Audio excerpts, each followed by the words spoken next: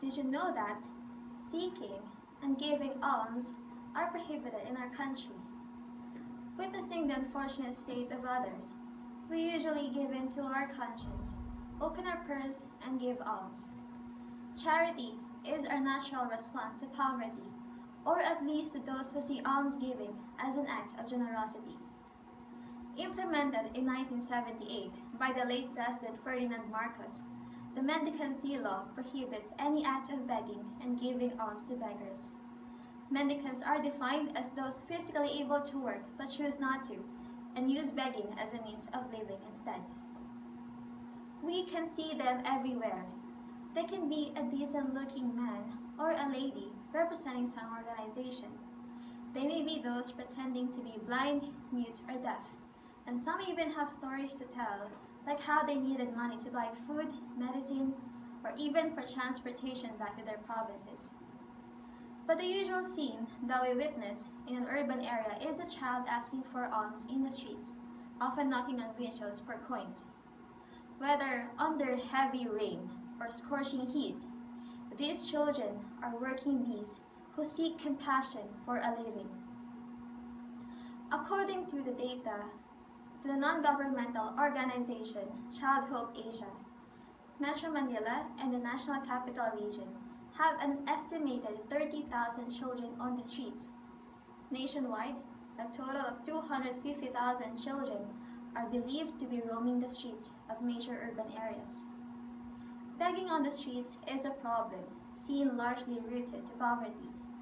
According to the data on poverty released by the Philippine Statistics Authority, poverty incidence rose to 25.8% of the population during the first semester of 2014 from 24.6% last year.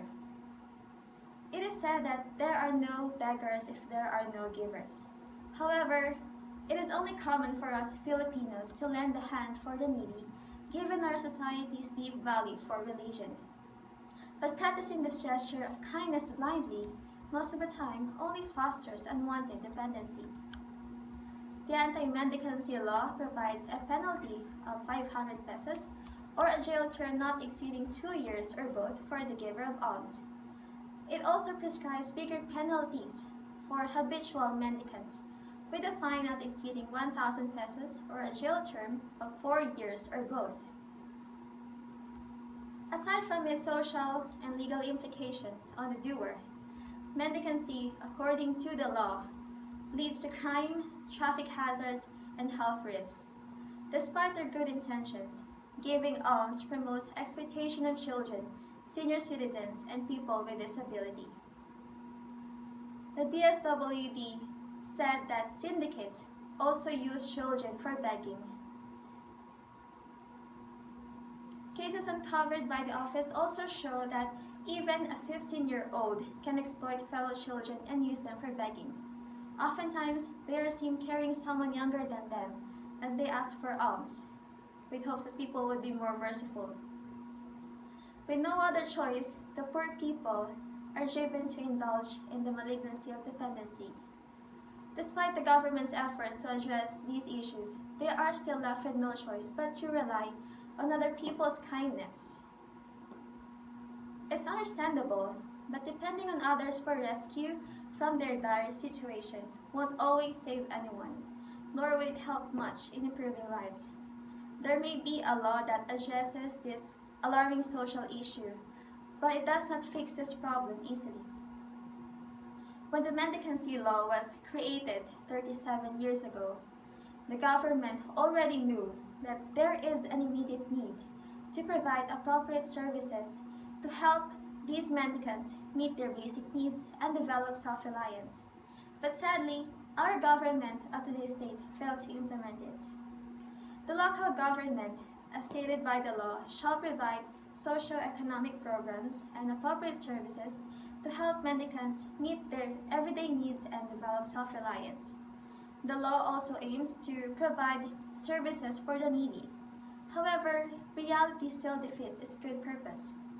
A social worker for Nine ng Kabataan even commented before that due to lack of funding and due to the sheer magnitude of the problem, the government's power to influence the situation and to protect the innocent is limited.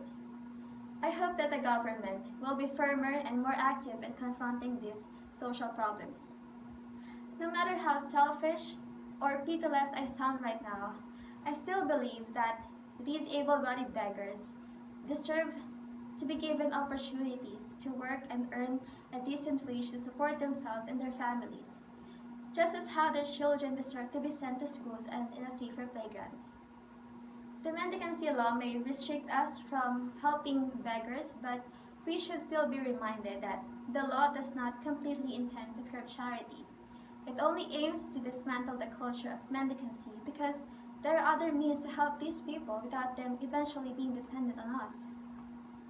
If we want to help these children, these mendicants, we must channel our assistance to proper agencies and institutions.